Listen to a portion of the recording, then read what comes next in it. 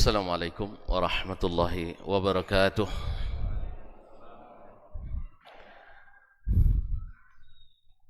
Alhamdulillahi wa kafa.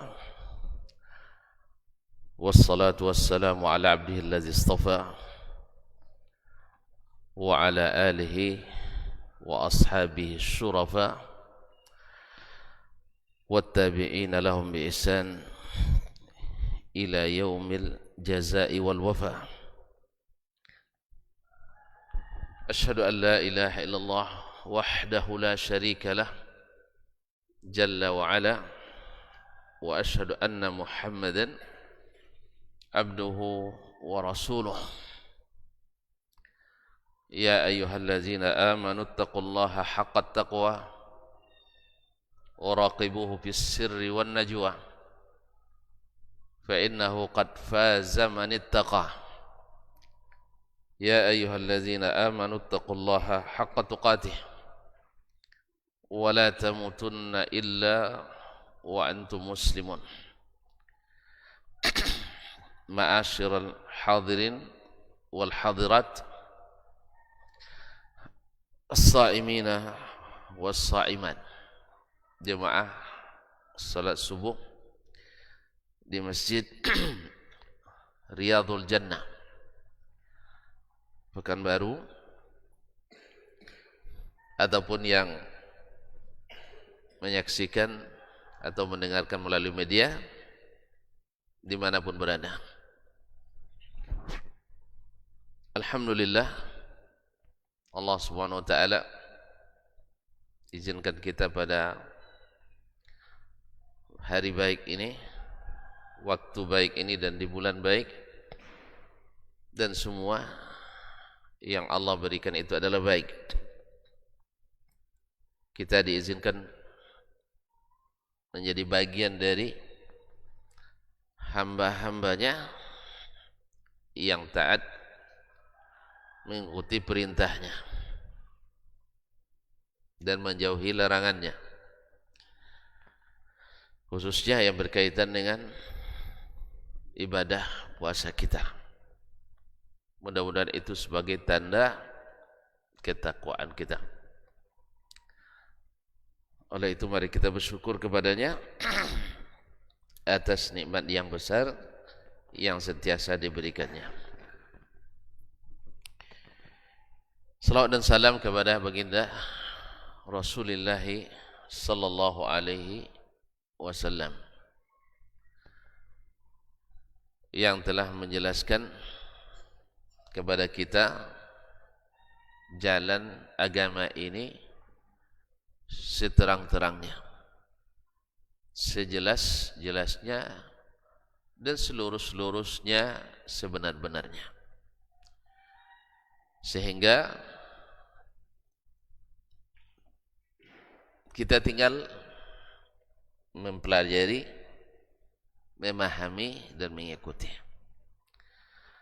Oleh itu jasa baiknya tak terhitung dan tak terkira, dan layaknya orang berbuat baik senantiasa disebut dengan sebutan yang baik dan didoakan dengan doa-doa yang terbaik, dan itu adalah tanda kita termasuk insyaallah orang-orang baik. Doa yang terbaik yang kita doakan untuk baginda Nabi sallallahu alaihi wasallam adalah yang diajarkan langsung oleh Allah Subhanahu wa taala dan dianjurkan oleh baginda Rasulullah sallallahu alaihi wasallam, yaitu innallaha wa malaikatahu yusalluna 'alan nabi ya ayyuhallazina amanu sallu 'alaihi wa sallimu taslimah. Sesungguhnya Allah dan para malaikatnya berselawat kepada Nabi. Wahai orang-orang beriman, ucapkanlah selawat kepadanya dan salam yang sesempurna dan sebanyak-banyaknya. Allahumma salli ala nabiyyina wa sayyidina Muhammad wa ala alihi wa sahbihi wa sallim. Bapak dan Ibu yang dirahmati Allah SWT, ada yang menyampaikan kritikan atau sebutlah masukan. Di bulan Ramadan, dulu para ulama as-salaf menghentikan kajian. Mereka fokus dengan amalan, khususnya membaca Al-Quran. Tapi sekarang semakin banyak Ramadan, semakin Ramadan semakin banyak pengajian, khususnya santapan rohani Ramadan. Nah, gimana kalau gitu kan berhenti aja lah gitu. Syekh, nggak usah kaji lagi. Nah, oke, saya katakan, kan yang antum bilang kan as-salaf, kita khalaf. Kemudian mereka ulama, kita enggak pula ulama lah. Yang ketiga, dan ini lebih penting, bahwa umat Islam pada masa itu rata-rata mereka menuntut ilmu. Rata-rata sehari-harinya menuntut ilmu, tidak beramal kecuali setelah bertanya. Setelah berilmu dulu baru beramal. Sedangkan di masa kita rata-rata orang tidak, di masa kita rata-rata orang tidak menuntut ilmu. Kalau dulu orang hari-hari biasa masjid selalu penuh. Kalau kita di hari-hari biasa masjid selalu tidak penuh. Dan itu pun di bulan Ramadan banyak pula yang tidak mau mendengarkan lagi dibanding yang mendengarkan. Makanya para panitia masjid pinter gitu, dibuatnya kajian setelah Isya sebelum tarawih. Sebab kalau setelah tarawih, di tarawih saja dah hilang setengah. Di tarawih saja sudah hilang setengah. Nanti pas selesai tarawih, hilang 2/3 atau 3/4. Tinggal lagi sedikit. Ini bagusnya kajian subuh ini dibuat sebelum sholat subuhnya. Bukan setelah subuh. Sebab setelah subuh pada hilang banyak. Padahal kalau pulang sekarang rentan untuk ini, untuk melakukan hal-hal yang tidak sehat. Tidur setelah subuh, tidur setelah makan kenyang, tidur di waktu yang barakah, dan seterusnya. Jadi Pak Imam, besok kajian sebelum antara azan dan qomat lagi. Jadi mau tidak mau harus ikut kajian. Ditambah lagi hal-hal lain yang mungkin membuat orang tidak mau mendengar pengajian. Ada hal-hal lain. Hal-hal lain ini kan banyak. Ya, tidak bisa sebut satu persatu. Ya, hal-hal lain yang tidak terduga. Akhirnya itu banyak tuh. Ya, kalau ngaji payah kita katanya. Semua serba haram, semua serba terlarang, semua serba berat. Subhanallah. Iya kan? Itu kajian haram semua itu katanya. Jadi sampai tersenyum pun haram. Oleh itu ikhwani, bapak dan ibu yang saya muliakan, itulah sebabnya kenapa di bulan Ramadan di negeri kita, di zaman mutaakhirin lebih banyak, semakin banyak Semakin banyak mengaji kajiannya. Itu pun subhanallah, ya itu pun subhanallah, fokusnya kadang 10 menit pertama. Setelah itu tidak fokus lagi. Makanya ustaz-ustaz terpaksa pintar-pintar nengok tanda-tanda. Ya, kalau sudah mulai dia banyak main HP atau nengok keluar,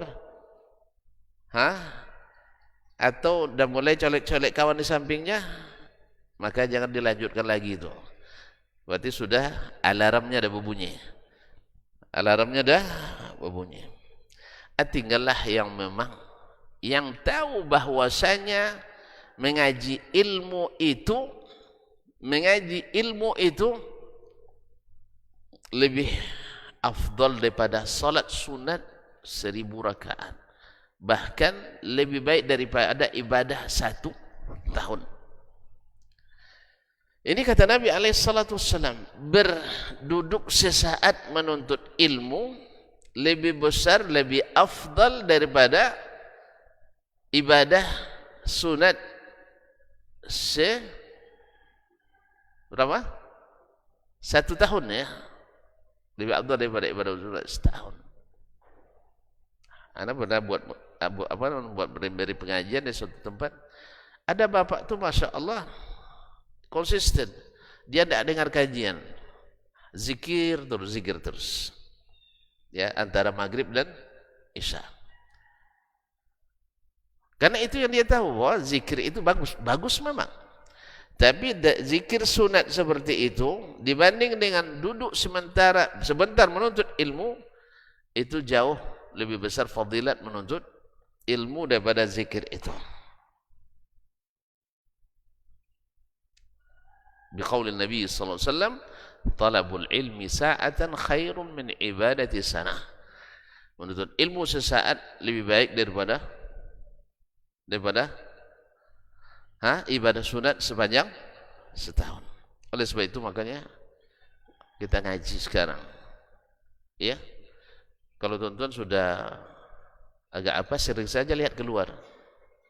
Seolah-olah nengok matahari terbit. Itu aja Pak. Atau dah keluar satu-satu sampai 15.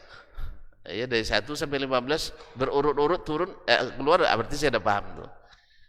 Saya kalau dekat kuliah itu saya sampaikan ke mahasiswa salah satu poin kesepakatan, bila waktu habis, jam kuliah habis, ustaz belum selesai atau bapak belum selesai menjelaskan, kalian berhak keluar tanpa izin. Keluar saja. Nanti saya akan paham, oh kenapa keluar, ternyata waktu sudah habis. Kalau sudah 2-3 berurut tuh keluar kan, sudah habis. Nah, tapi alhamdulillah tidak ada pula yang berani gitu. Ada yang berani. Artinya, maka ada jalan terbaik, kasih ingat saja. Nah, baik kaum muslimin dan muslimat dirahmati Allah. Kata masih tetap tema umum mencintai sunnah Rasulullah Sallallahu Alaihi Wasallam. Sudah lama kita dan akan terus. Ya, selama kesempatan masih ada, waktu masih ada, umur masih ada, kita akan tetap mencintai sunnah Rasulullah Sallallahu Alaihi Wasallam. Karena Nabi Alaihissalatu Wassalam ini yang diapakannya kepada kita, khususnya di bulan puasa ini. Tuan-tuan dan puan yang dirahmati Allah, bapak dan ibu yang saya muliakan, bukankah puasa ini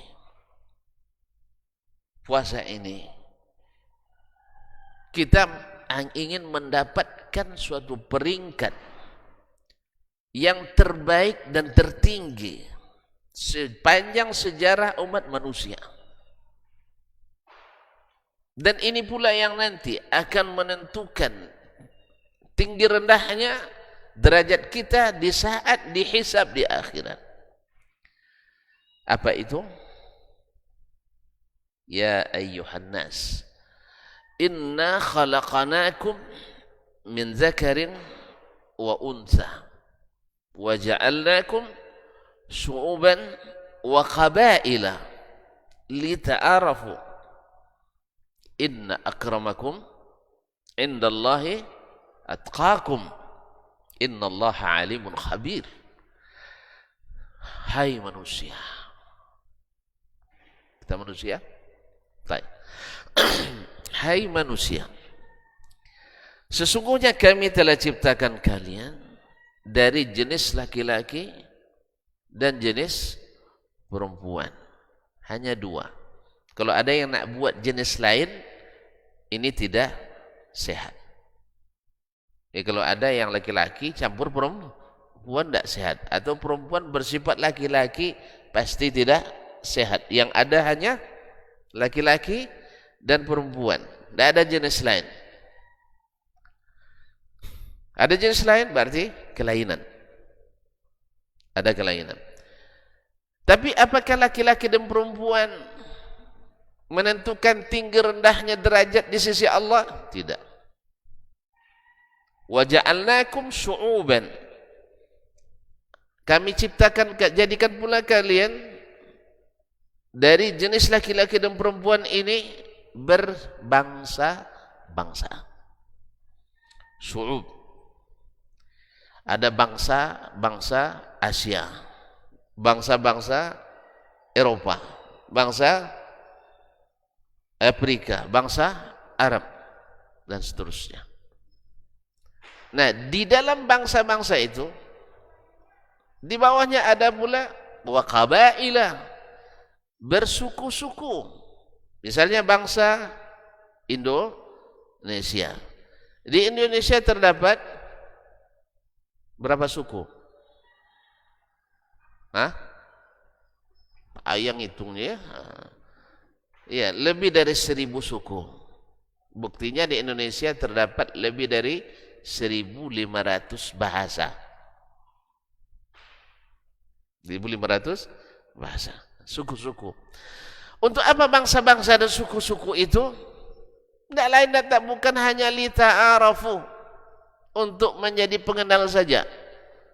Untuk jadi pengenal. Oh, ini orang Arab ini orang Melayu, ini orang Aborigin, ini orang Indian, ini orang China, ini orang apa lagi? Apa? Orang Aceh. Ya, Masya Allah, Alhamdulillah. Afrika, Masya Allah, dan seterusnya. Hanya untuk mengenali. Tidak ada kelebihan. Maka Nabi SAW katakan, la fadla li Arabiyyin ala a'jami. Tidak ada kelebihan orang Arab di atas orang Ajam untuk mendapatkan peringkat di sisi Allah Subhanahu wa taala. Di sisi manusia boleh Allah angkat orang Quraisy lebih tinggi dari yang lain. Tetapi untuk mencapai ketakwaan dan kedekatan kepada Allah Subhanahu wa taala tidak ada dengan suku. La fadla li Arabiyyin ala a'jami. Untuk mendapatkan peringkat itu. Apa yang menjadi patokan? Inna akramakum indallahi atqakum. Yang paling mulia di antara kalian adalah yang paling bertakwa kepada Allah Tabaraka wa Ta'ala. Yang paling bertakwa kepada Allah, itulah yang paling mulia. Subhanallah. Kemudian Allah sebutkan, innallaha alimun khabir. Allah maha tahu dan maha teliti. Siapa di antara kalian itu yang bertakwa? Siapa di antara kalian yang bertakwa?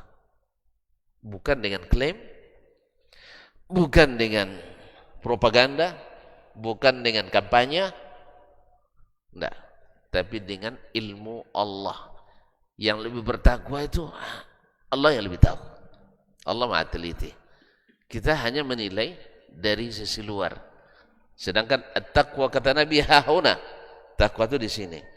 Dan tidak ada yang mengetahui isi hati kecuali yang maha menciptakan segala hati, Allah Tabaraka wa Ta'ala. Ma'asyiral kiram dirahmati Allah. Maka Nabi alaihi salatu wassalam yang tidak berbicara kecuali dengan wahyu, beliau yang mengatakan bahwasanya Nabi kita alaihi salatu wassalam adalah yang paling bertakwa kepada Allah.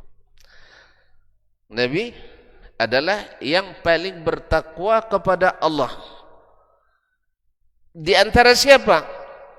Di antara umat Islam? Iya. Tapi bahkan lebih daripada itu, di antara seluruh umat manusia. Karena beliau adalah imam an-nabiyyin, imamnya para nabi, war rusul, dan para rasul.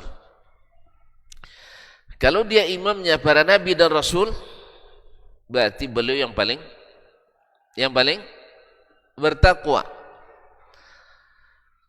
Apakah itu klaim Nabi? Apakah itu hanya kampanye Nabi sallallahu alaihi wasallam? Demi Allah tidak. Buktinya banyak. Di akhirat nanti, di saat umat dalam ketakutan yang luar biasa, sebab hari itu Allah murka semurka-murkanya.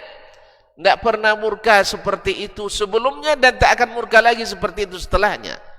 Dalam hadis yang dijelaskan, hadis syafaat,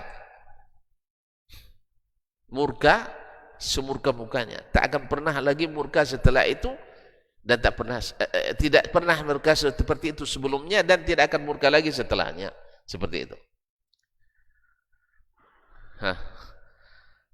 Kalau kita dikumpulkan di padang mahsyar, lalu yang berkuasa hari itu hanya Allah Rabbul Alamin, Fir'aun tu dah ada kuyu di hari itu. Tahu kuyu? Macam apa namanya? Macam kucing disiram air. Semuanya ketakutan.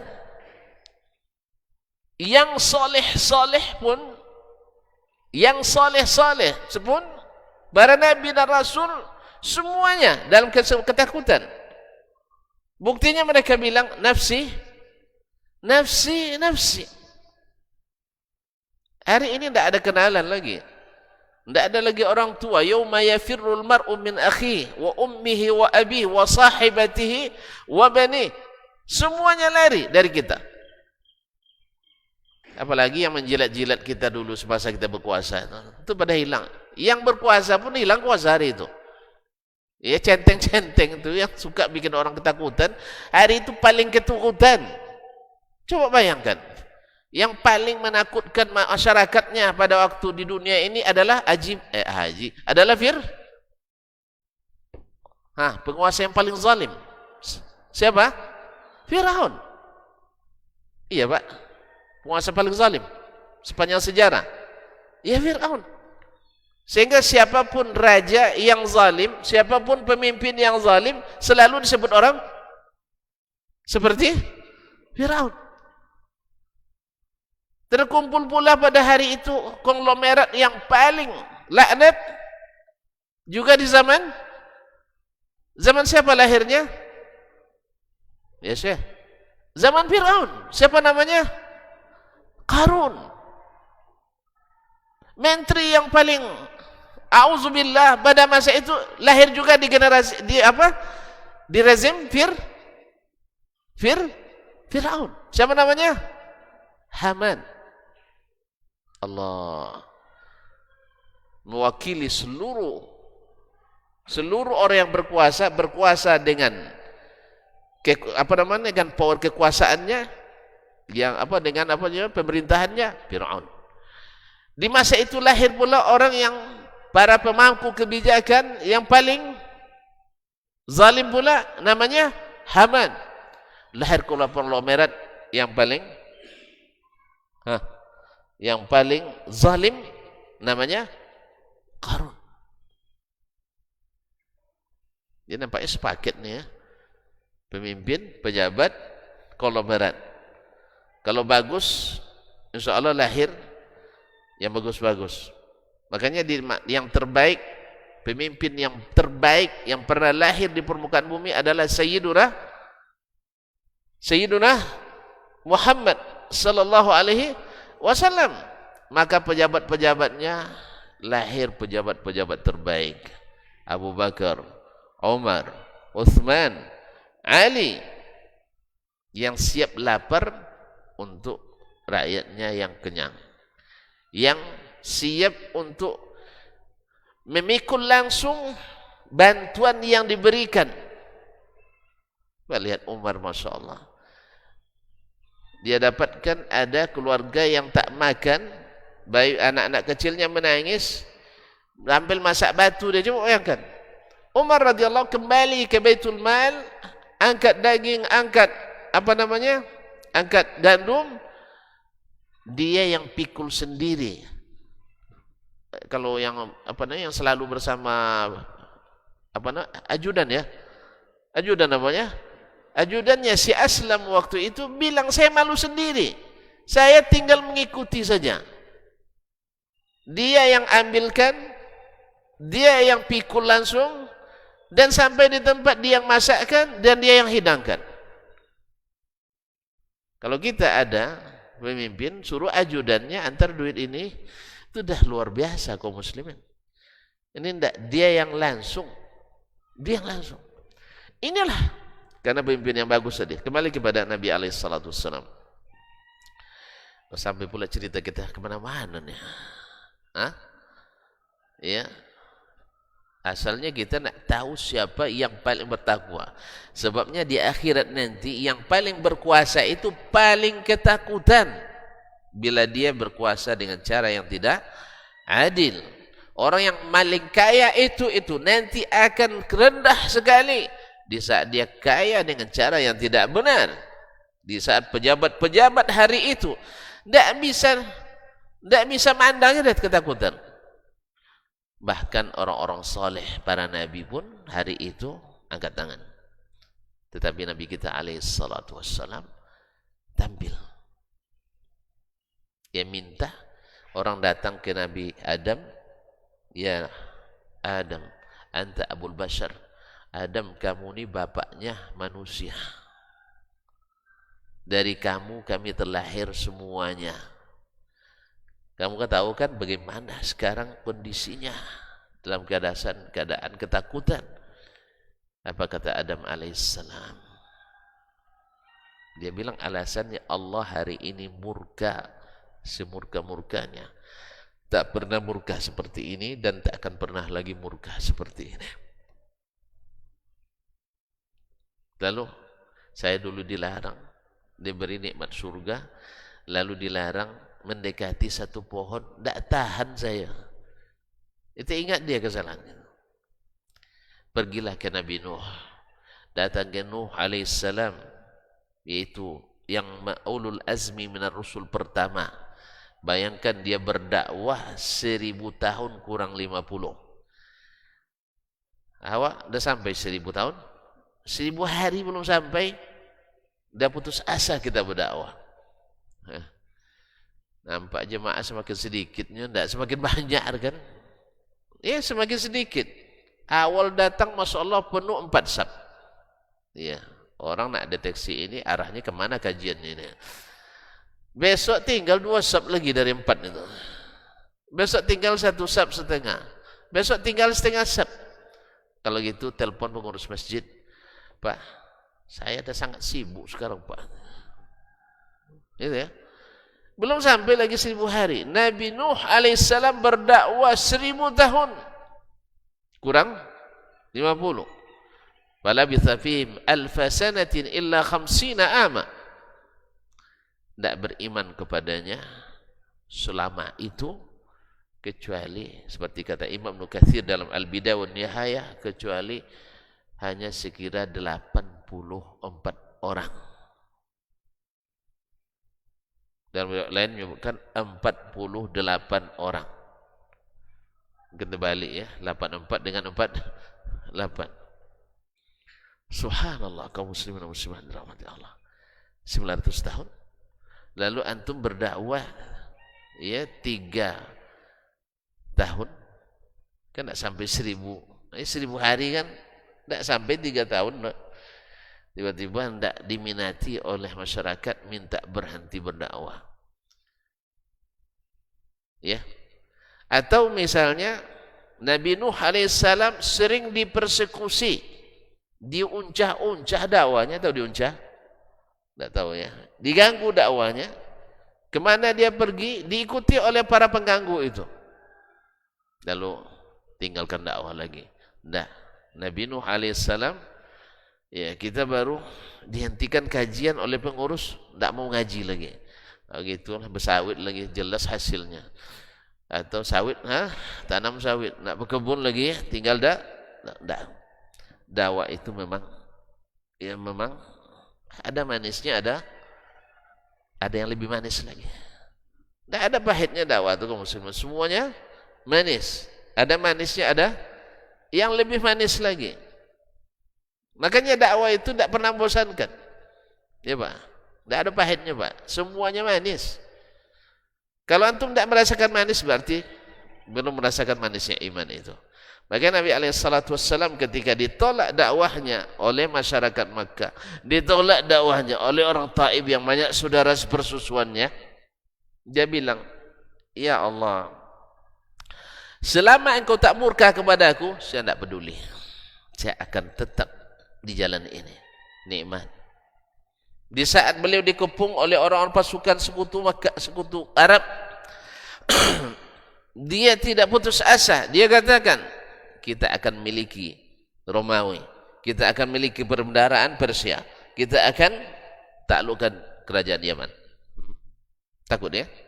Tidak, nikmat. Jadi dakwah itu selamanya manis. Selamanya manis. Subhanallah. Siap berdakwah. Siapa dakwanya? Pahit dan getir katanya. Itu dilihat orang pahit dan getir. Betul. Nama kita jadi perbincangan orang. Jadi perbincangan di kedai-kedai, di warung-warung, bahkan mungkin di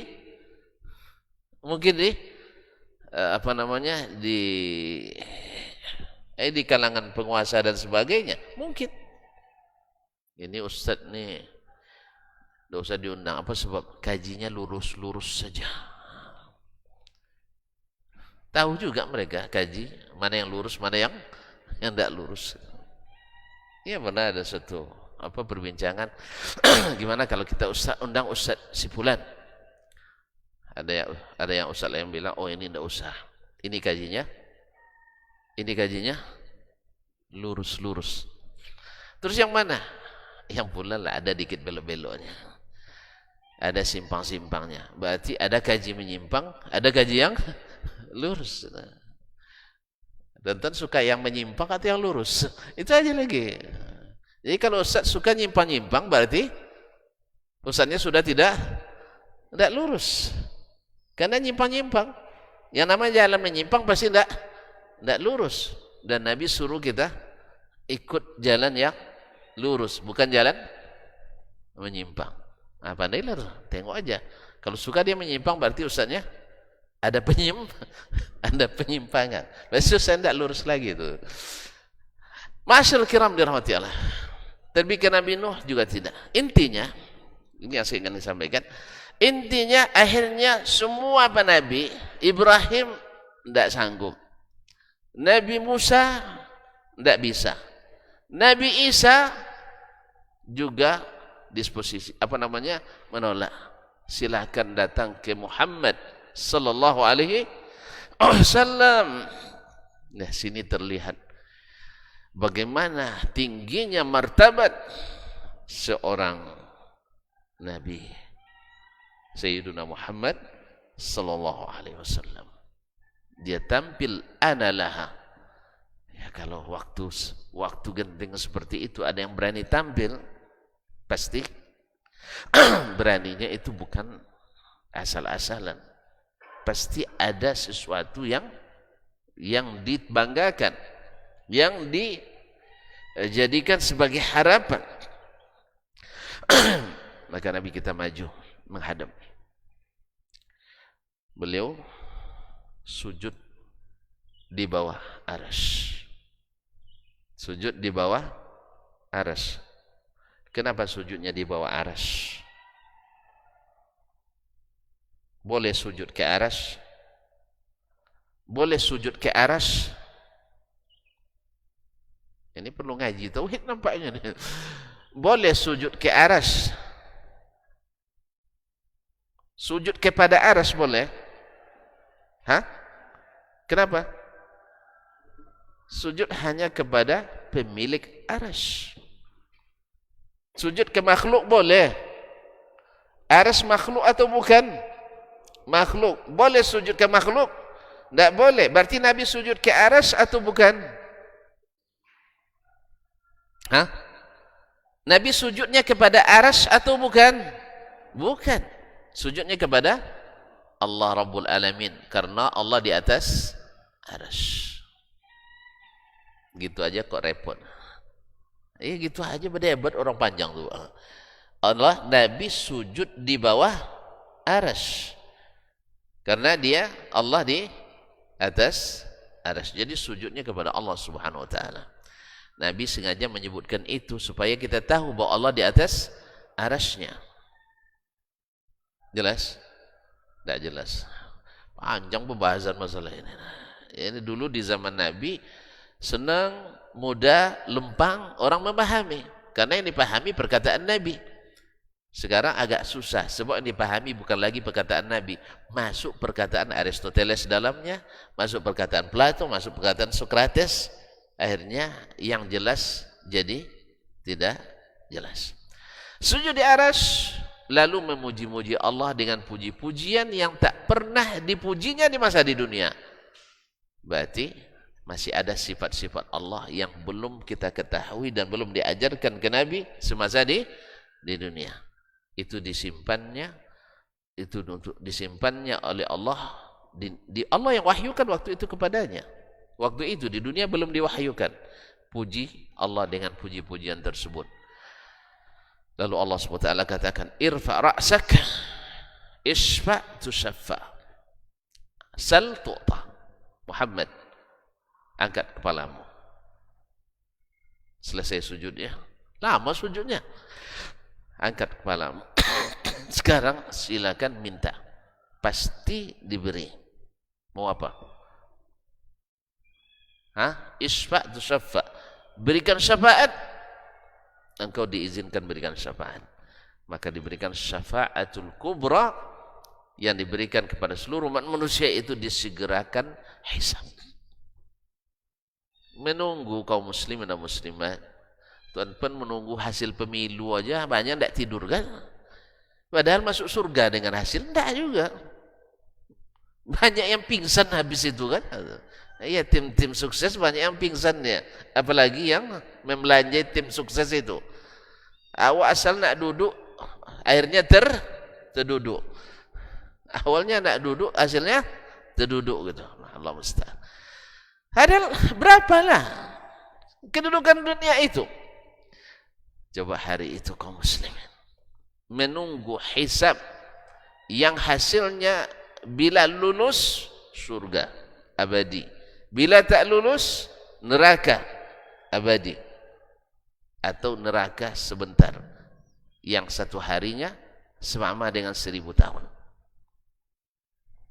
Mau numpang sehari diazab sehari?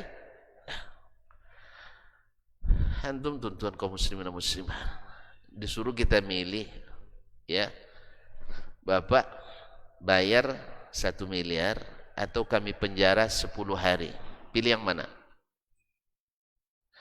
Antum kan tidak punya duit, maka bilang pilih penjara, betul itu. Tapi orang yang sudah kekayaannya pilihnya apa? Bayar. Saya salah tanya, mohon maaf. Salah saya tanya. Iya. Anda penjara 10 hari atau bayar 1 juta? Pilih yang mana? Nah, baru pikir dia. Si pilih bayar, Ustaz. Serius, pilih bayar. Antum masuk penjara itu entah siapa yang untuk ketemu di situ. Bandar narkoba, bandar penjahat. Akhirnya antum dipelasah sampai di dalam. Mau?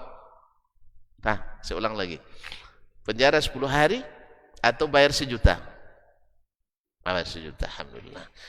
Bilang 1 miliar sama kita. Kalau saya pun kalau disuruh penjara atau bayar 1 miliar, tidak ada pilihan. Memang terima pasrah tapi tak rela, itulah kenapa. Saya salah tanya tadi. Ya, bayar 1 juta atau penjara 10 hari. Berat Syekh. Terbayang antum. Ya, terbayang. Membayangkannya dan menyakitkan, apalagi neraka, na'udzubillah. Oleh itu kaum muslimin dan muslimat. Nah, Nabi kita alaihi salatu wassalam Allah tinggikan di saat-saat genting seperti itu, beliau bisa memberikan kemanfaatan bagi seluruhnya. Yang lain angkat tangan. Ini tandanya bahwa Nabi adalah imamul muttaqin. Imamnya orang-orang yang bertakwa, yang diciptakan surga untuk mereka. Wasari'u ila maghfiratin min rabbikum wa jannatin arduhas samawati wal ard. Bersegeralah mendapatkan ampunan dan surga yang luasnya seluas langit dan bumi. Uiddat lil muttaqin. Disiapkan untuk orang yang bertakwa. Siapa yang pertama masuk surga? Hah? Siapa yang pertama masuk surga? Sayyiduna Muhammad sallallahu alaihi wasallam. Ana awwalu man yanshaqqu anhu al-qabr. Saya yang kuburannya pertama dibuka hari kiamat. Nabi yang pertama keluar. Yang kedua, wa awwalu man yaqra'u babal jannah. Yang pertama mengetuk pintu surga. Nah, kalau begini kaum muslimin ingin masuk surga lebih awal? Ingin masuk surga lebih awal? Woi, antri panjang sih. Dari masa awal lagi sampai sekarang ada berapa banyak umat manusia? Tapi jangan risau. Asal masuk surga jangan risau. Jelas ya? Tahu enggak? Jarak daun pintu dari pintu Misra'i ya. Kata Nabi alaihi salatu wassalam, perjalanan 1000 tahun atau 100.000 tahun. Pintu saja. Kan tadi surga seluas langit dan bumi. Jarak pintu, apa namanya nih? Hah? Kalau bahasa Arab misra'nya, misra'an. Yang tempat nyangkut kena engsel yang 2 kiri kanan itu apa namanya? Hah? Bukan engsel. Itu tiang yang tegak 2 itu apa namanya? Kusen. Kusennya itu. Antara kusen sebelah kanan sebelah kiri perjalanan 100.000 tahun. Luas? Hah? Aman. Pintunya 8 pula. Pintunya 8. Khusus untuk yang suka puasa ada 1 pintu khusus. Woi, kalau ternyata kita di bab lain tidak beruntung, betul kan? Ada pintu puasa. Ini menandakan bahwa puasa itu punya tempat yang luar biasa di sisi Allah. Nah, kata singkat, kata kuncinya. Siapa orang yang paling bertakwa dengan puasanya? Kok payah jawabnya? Siapa yang paling bertakwa dengan puasanya? Hah?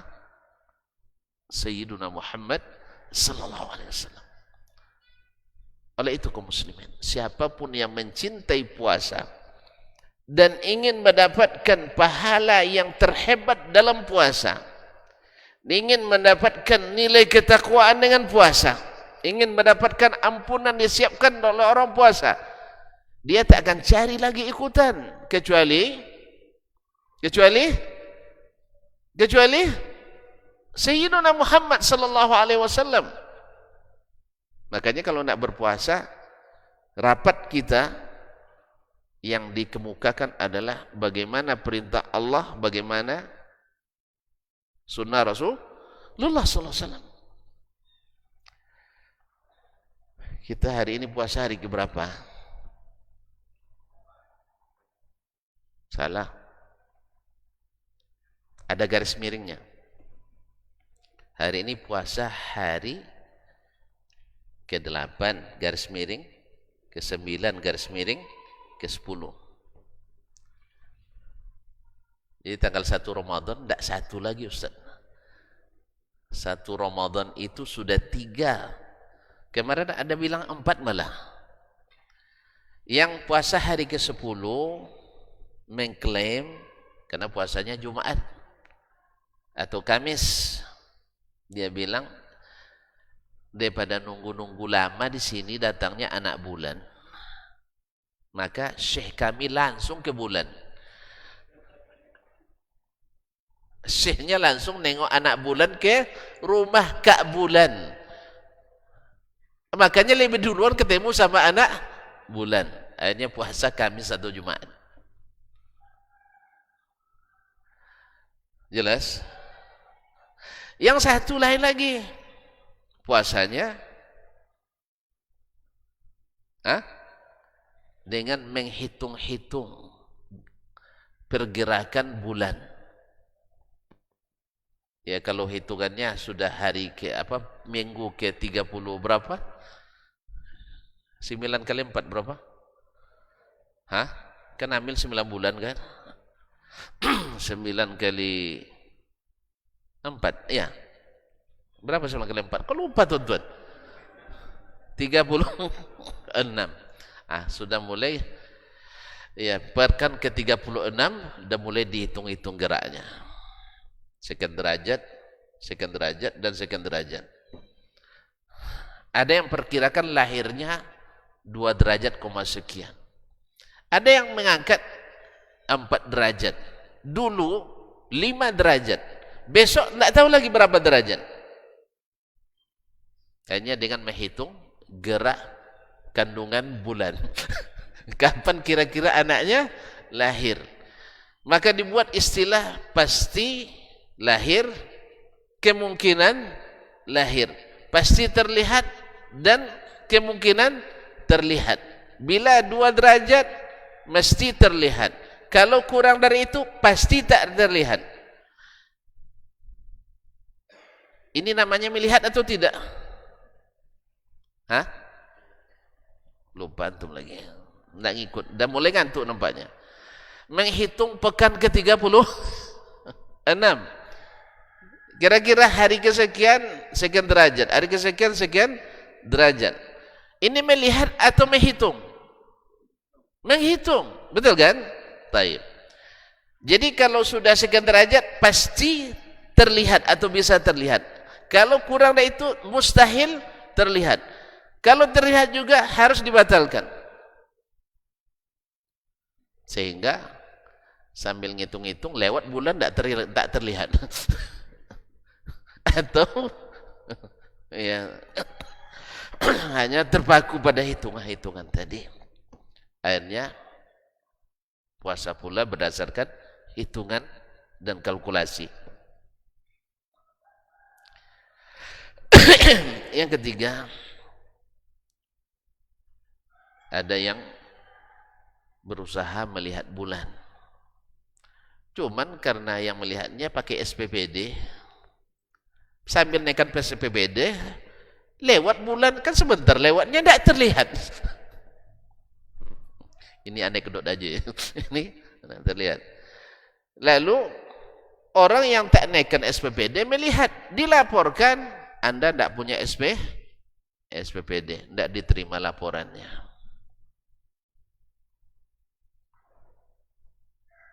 Nah, gimana itu? Mana di antara ketiga-tiganya yang harus diikuti? Akhirnya para ulama kita, para dai cari win-win solution. Tidak apa-apa 3 hari tanggal 1 tidak masalah. Itu aja kok dibikin diributkan. Kok itu diributkan? Saya suka, jangan ribut. Kita tidak boleh ribut. Betul itu, jangan ribut. Jelas? Ini yang puasa Jumat, jangan ribut dengan mereka.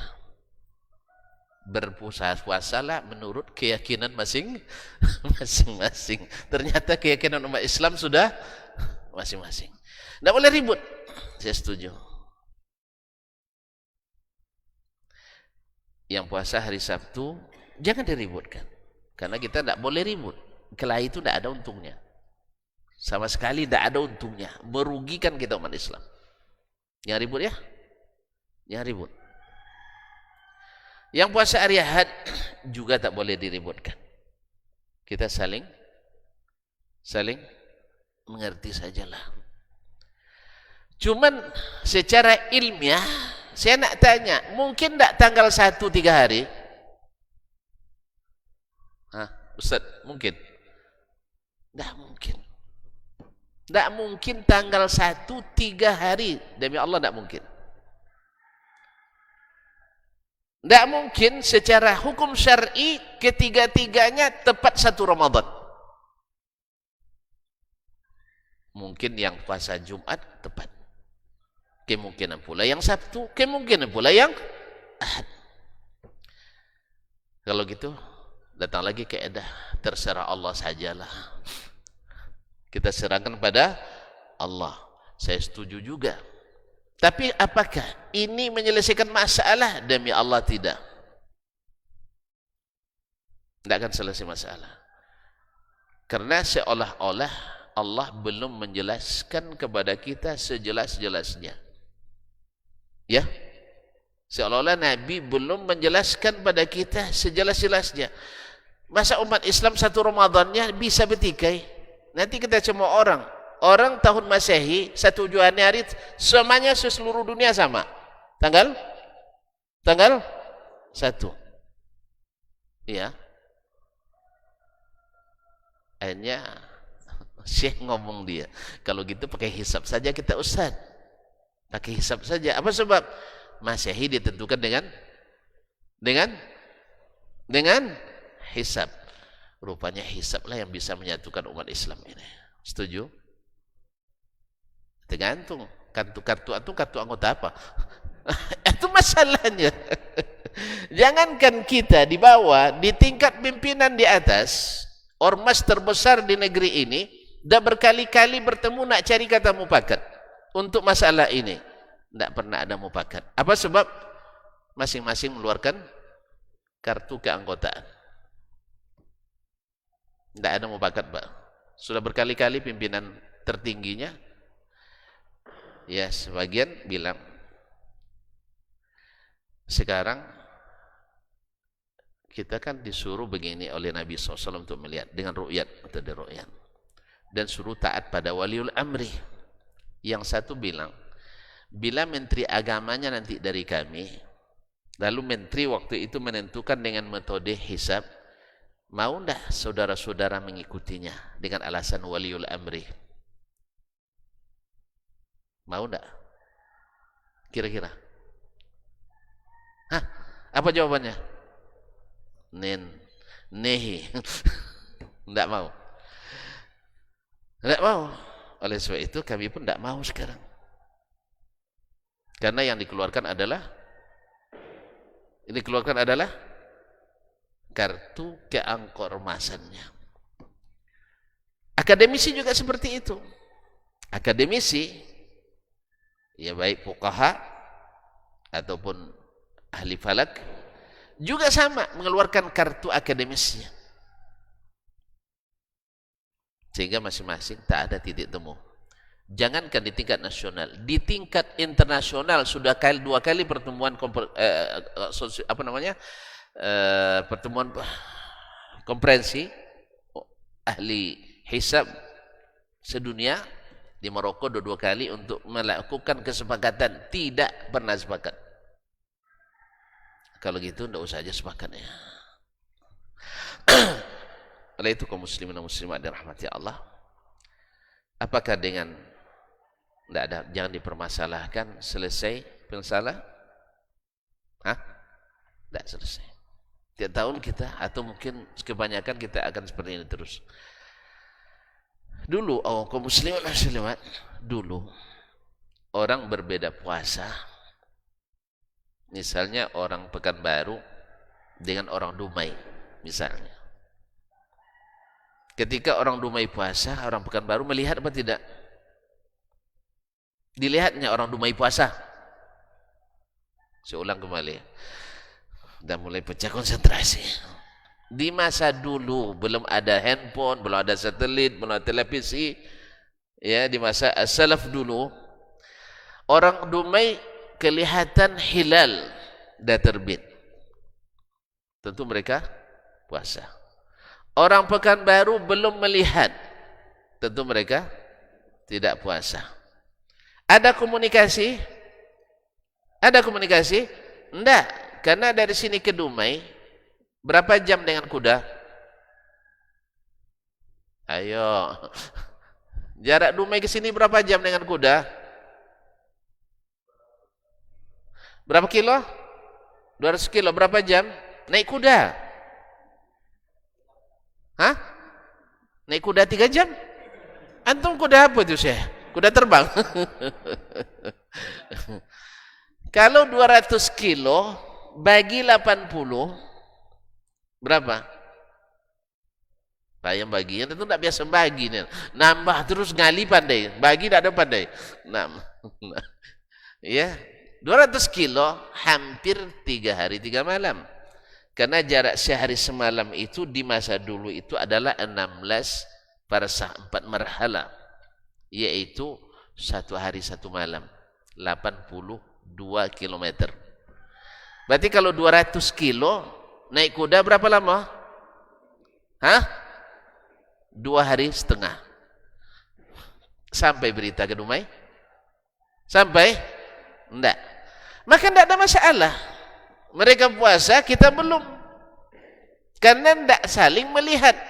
Maka bisa saling memahami. Enggak dituntut memahami juga kita enggak ada masalah. Mereka puasa, kita terlambat. Tapi hari ini masalahnya enggak seperti itu. Menantunya masih belum puasa. Mertuanya sudah puasa. Enak aja dia makan siang tuh di rumah mertua pula makannya. Kira-kira apa perasaan mertua? Masih di rumah aku kau tinggal, masih berani melanggar aturan rumah ini katanya. Coba bayangkan menantu durhaka. Akhirnya terpaksa menantu bilang sama mertuanya, yang puasa harus menghormati yang tidak puasa. Kan itu titahnya kan? Kan itu titahnya, yang berpuasa mesti menghormati yang tidak puasa. Bapak jangan salah paham, dituduhnya mertuanya salah paham. Kan itu Bang? Yang berpuasa wajib menghormati yang tidak puasa. Banyak rentetan hukum yang lahir dari situ kaum muslimin. Saya bukan maksudnya untuk mungkin yang salah paham enggak. Jangan, kita sepakat jangan dipermasalahkan. Tapi masalah ini tak akan selesai dengan tidak mempermasalahkan. Ibaratnya orang penyakit sakit kepala, sakit lambung, kan semuanya sakit kepala, migran. Setiap sakit kasih paracetamol. Setiap sakit kasih paracetamol. Setiap sakit kasih paracetamol, obat penenang.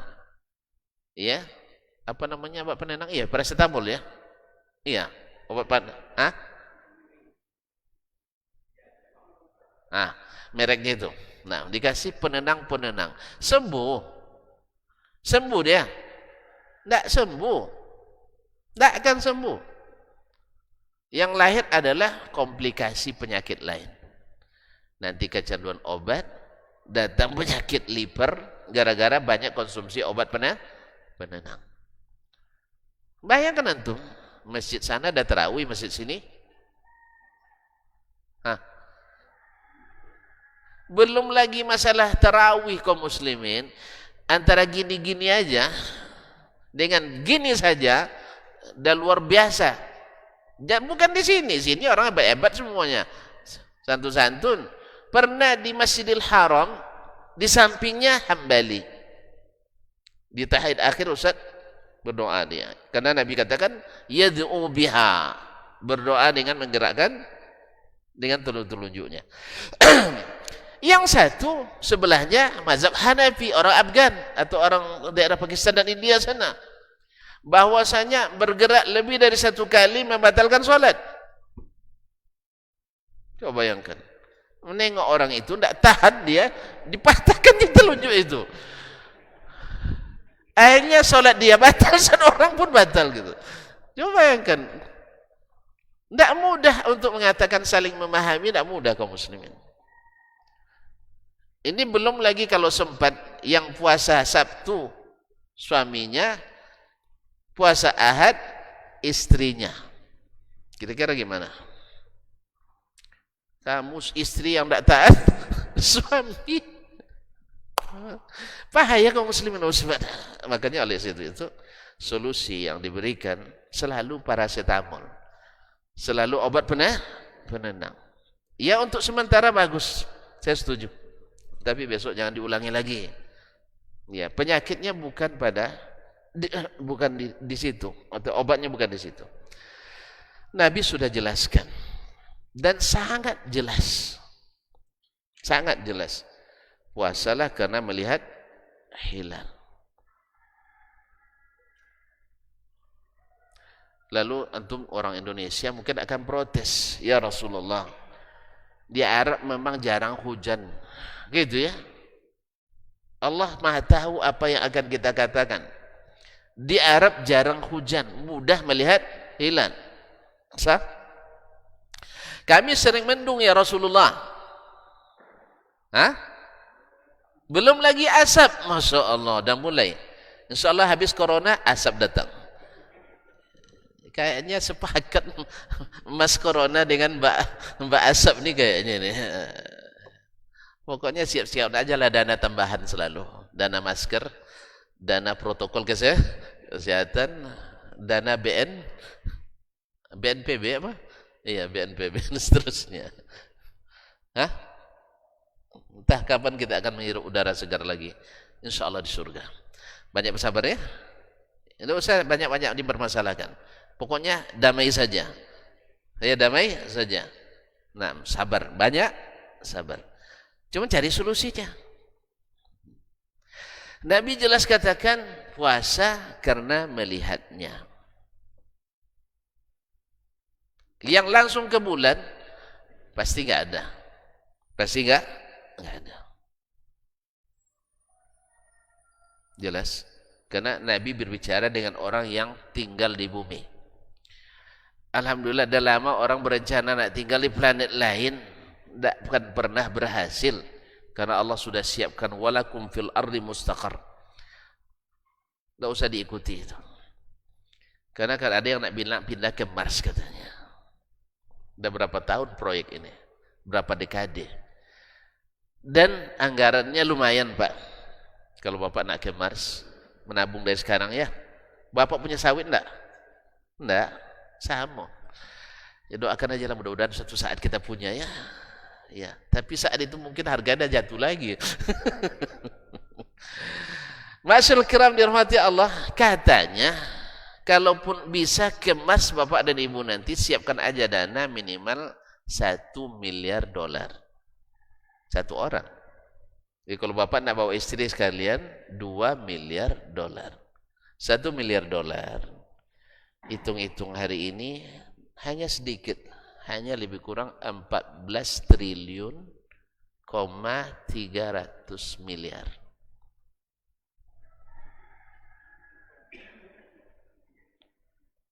Hah? Siapkan dana, satu orang. Riau berapa APBD-nya? Riau berapa APBD-nya? Hah? 45? Itu mimpi. Serius ini sih. Di mana tuh? Yang serius lah Ustaz. Iya, tapi 40 mana sampai? Antum sumber yang tidak dapat dipercaya nampaknya. Hah? Silakan cek. Insya Allah salah itu. Pasti salah. Hah?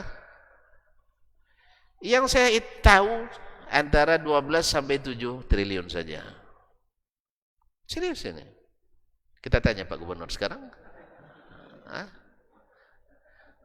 Buktinya ketika Covid dana sosial habis. Ada dana Covid berapa cuma?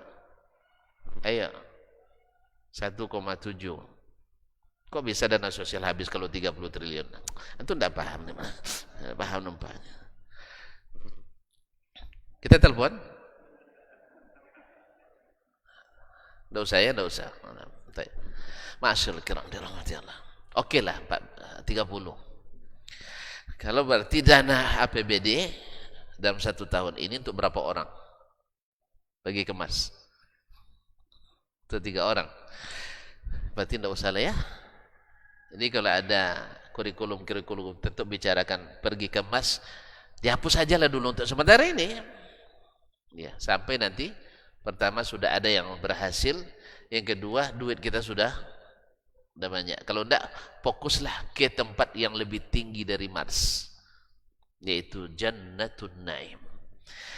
Biayanya murah meriah. Puasa Ramadan ikut baginda Rasulullah sallallahu alaihi wasallam.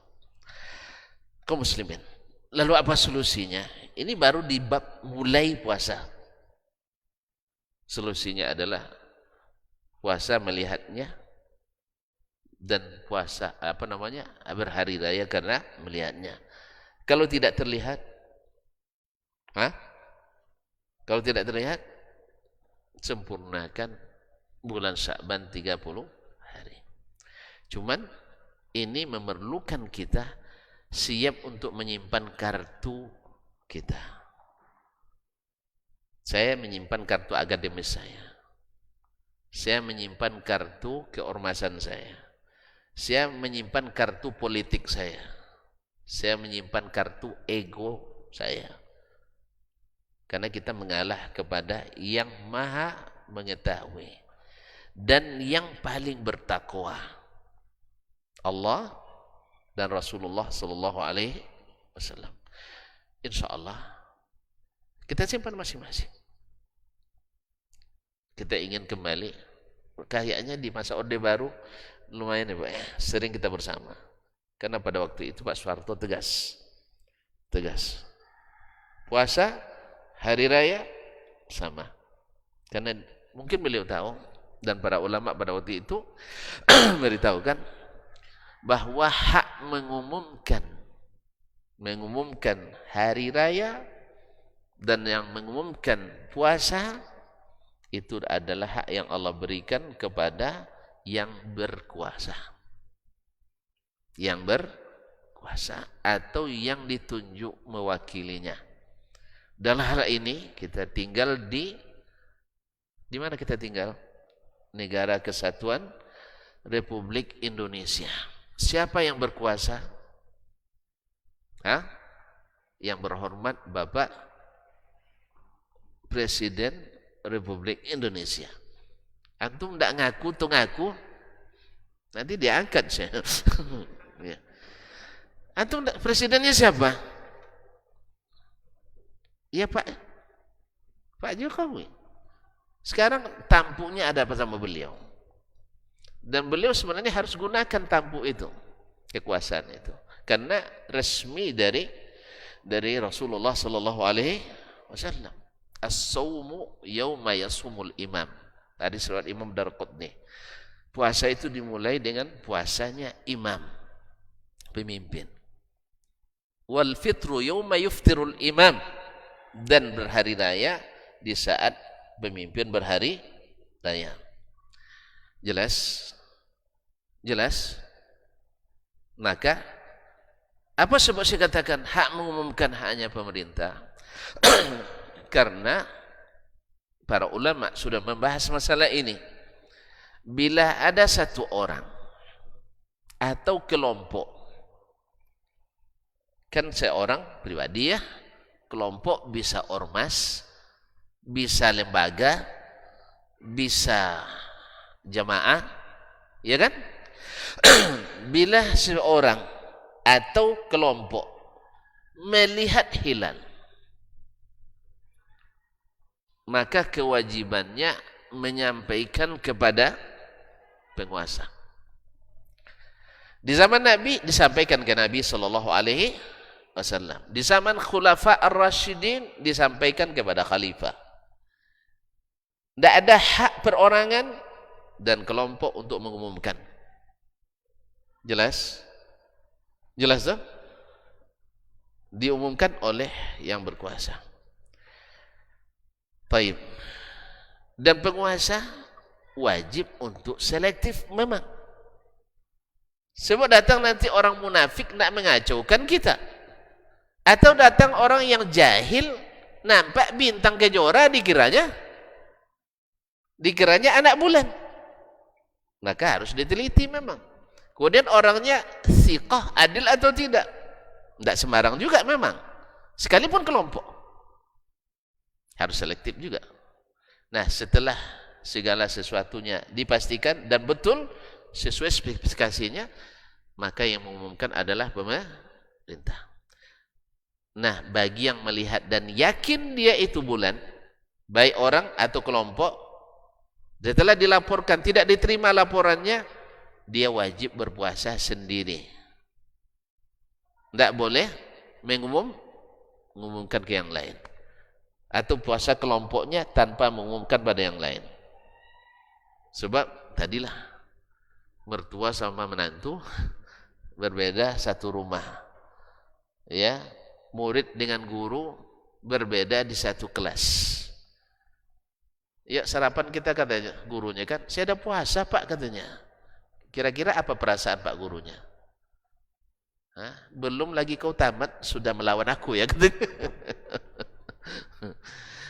Pak, tenang-tenang aja lah. InsyaAllah bisa tenang lah. Tapi tidak semua orang bisa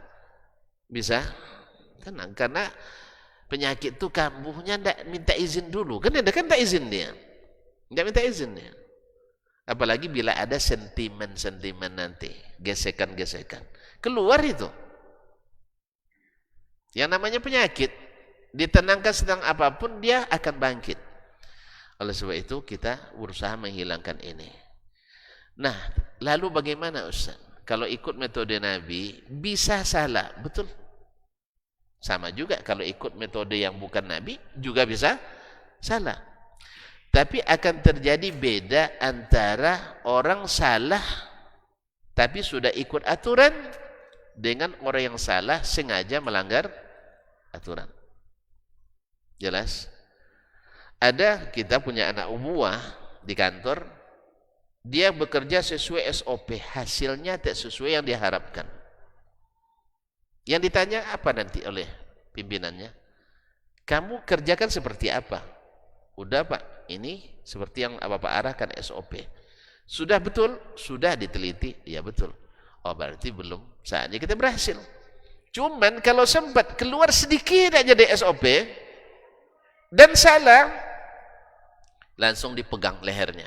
Ini yang saya bilang katanya, padahal tidak berpengaruh betul sebenarnya, tapi pas masalah ini itu yang paling berpengaruh. Kan aku bilang kau datang 5 menit sebelum waktu pengumuman, kau datang semenit setelah pengumuman. Atau semenit sebelum pengumuman, kan 5 katanya. Kan tidak ada pengaruh sebenarnya. Cuman yang 1 menit itu jadi masalah nanti. Jelas? Jelas? Bahkan kadang-kadang sebagian pimpinan yang betul, hasil betul, tapi SOP tidak betul, disalahkan juga anak buah itu. Kamu dipotong gaji. Apa sebab? Tak ikut SOP. Tapi hasilnya kan bagus nih Pak. Kemarin kita prediksi untung 1 miliar, sekarang 1,5 miliar. Saya tidak butuh 1,5 miliar. Saya ikut aturan saya. Betul kan? Nah Allah SWT dan Rasul sudah ingatkan kita, ikut aturannya. Ati'ullah wa ati'ur Rasul. Jelas? Tidak jelas juga. Insya Allah tak selesai masalah. Saya yakin apa yang saya katakan ini jelas seperti ini, bisa jadi tidak jelas juga. Tapi kita berdoa pada Allah SWT, mudah-mudahan Allah jadikan hati kita siap menyimpan kartu ego masing-masing. Ego akademis, ego ormas, ego kelompok, ego pribadi, dan seterusnya. Bahkan ego politik. Kan ego politik kadang-kadang masa awak yang berkuasa diatur pula oleh yang yang kaum marginal misalnya. Ini kita simpan semuanya. Serahkan sepenuhnya kepada Allah dan Rasul, karena Rasul adalah yang paling bertakwa. Masih panjang sebenarnya waktu kita, yang tidak panjang lah. Ini mohon maaf sekali kalau tuan-tuan denda saya terpaksa saya terima dendanya, karena Tidak seperti biasa. Orang namanya kultum 7 menit, ini kultum terserah antum. Jadi mohon maaf sekali ya, tapi kayaknya agak penting sedikit ini. Jadi sekali lagi saya setuju jangan bertengkar. Jangan mempermasalahkan. Sebenarnya ada yang mau saya sampaikan lagi. Perbedaan itu bukan hanya perbedaan tanggal. Sebagian ulama kita bilang kan cuma tanggalnya yang berbeda, puasanya kan sama. Enggak. Sebab kalau Nabi mempermasalahkan tanggalnya, sebab puasa di hari yang diragukan satu Ramadan atau bukan, diragukan, Nabi melarang kita puasa. Haram puasa pada hari itu, hari yang diragukan. Jadi masalahnya bukan selesai dengan metode itu saja, tidak. Kemudian di hari raya nanti, orang satu sudah raya, ini sudah masih puasa. Apa hukum puasa di hari raya? Haram. Nanti bilang kalian nggak tahu, orang sudah raya masih puasa, haram katanya. Peluang bertengkar itu payah kaum muslimin dan muslimat dirahmati Allah. Allah lebih tahu, makanya dibuatnya aturan supaya kita tidak bertengkar. Karena berdasarkan derajat-derajat tadi, ada bilang 5, ada bilang 4, ada bilang 2. Makanya ketika Pak JK jadi wakil presiden dulu, dipanggil petinggi-petinggi itu, apa masalahnya kok tidak bisa disatukan 2 yang besar-besar nih? Jawabannya begini Pak, kalau menurut kami harus 4 derajat baru bisa terlihat. Kalau yang ini katanya 2 derajat sudah bisa terlihat, kata Pak JK. Kan yang orang ekonomi, secara akuntan aja dihitung. Turunkan yang 4 sedikit ke bawah, yang ini naikkan ke atas. Ya beliau kan bukan alim, bukan ulama beliau kan. Jadi solusinya seperti itu beliau. Jazakallah khairan. Dia sudah berusaha untuk mengkompromikan. Tapi para ulama itu kan lebih tahu, tidak begitu masalahnya Pak katanya. Ya tidak begitu masalahnya. Jadi masing-masing berdiri dengan kartunya. Memang saya tidak paham, ulama Anda lebih paham. Ya Allah ya Rabbi, ulama Anda lebih paham. Ulama kami semuanya punya ulama. Ini adalah selalu argumen yang tidak benar itu. Kami juga punya ulama, Anda juga punya ulama. Argumen yang benar adalah ini Rasulullah Sallallahu Alaihi Wasallam sudah tentukan 2 metode. Yang kedua, bila berselisih antara pemimpin dengan ulama dalam masalah yang sifatnya ijtihad, ini perlu saya sampaikan ini. Bila ada masalah yang sifatnya ijtihad, berbeda pendapat alim dengan hakim, pendapat ulama dengan pemimpin, mana yang didahulukan? Tidak ada ahli usul fikih di sini. Menurut para fuqaha, pendapat hakim didahulukan dari ulama. Paham? Saya ulang kembali. Bila terjadi perbedaan ijtihad antara pemimpin dengan ulama dalam masalah yang sifatnya ijtihad, maka yang didahulukan pemimpin. Jelas? Jelas, alhamdulillah. Apalagi masalah ini bukan ijtihad. Masalah ini sudah nasnya sudah jelas. Cuman karena takwil akhirnya berubah dari mana asli. Semoga Allah SWT buat hati kita bisa saling memahami. Itu harapan memang. Ya, cuman masalahnya nanti yang satu berpandangan hari raya haram puasa. Yang satu mengatakan bahwa ini masih Ramadan, haram hari raya. Makan-makan di hari terakhir Ramadan, hukumnya apa? Ustaz, makan-makan di hari terakhir Ramadan, hukumnya apa? Haram. Ini menurut keyakinan sebelah. Sedangkan berpuasa di hari raya, hukumnya apa? Haram. Bisa enggak kita senang tuh? Satu mengharamkan ini, yang ini mengharamkan ini. Jelas? Jelas? Maka saya mohon kepada para ulama, kepada para ahli, para pengambil kebijakan, pemerintah untuk menyatukan ini. Ya. Dah? Apa aja sudah jelas aturannya oleh Allah dan Rasul sallallahu alaihi wasallam. Gunakan itu. Sehingga tidak lagi terjadi hal-hal yang sebenarnya memeras energi. Ya awak nak marah tapi tak boleh marah. Jangan marah ya. Dia nak marah juga kan. Ini marah ni kalau lama disimpan, meledak dia.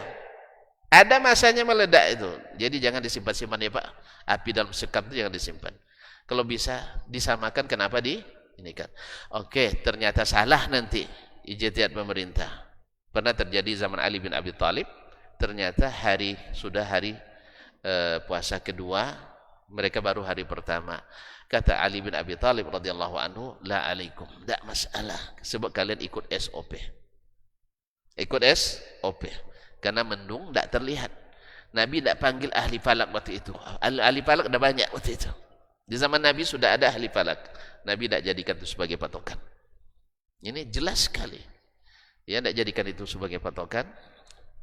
Dan Nabi juga tidak menjadikan itu sebagai patokan. Maka pemerintah dalam hal ini supaya berupaya sebaik mungkin, ya tentu saja bukan dengan kekerasan, tidak, bukan dengan otoriter, tidak, tapi dengan mengembalikan umat kepada jalan yang terbaik. Mudah-mudahan hari raya nanti tidak lagi ngurut dada lagi kita. Satu, puasa di hari yang diharamkan puasa. Satu, makan-makan di hari yang haram berbuka. Susah, tuan-tuan. Satu, memandang hari itu wajib puasa, haram berbuka. Yang satu bilang haram berpuasa, wajib makan-makan. Oleh sebab itu, semoga Allah SWT satukan hati kita di atas hidayah Rasulullah sallallahu alaihi wasallam, karena dia imamnya orang-orang bertakwa. Mohon maaf dan terima kasih. Sekiranya tidak ada pertanyaannya. Ya panjang lagi nanti, tidak usah pertanyaan. Nah, tidak usah ditanya Pak. Ya. Takut nanti sampai jam 8 juga tidak selesai. Sebab apa?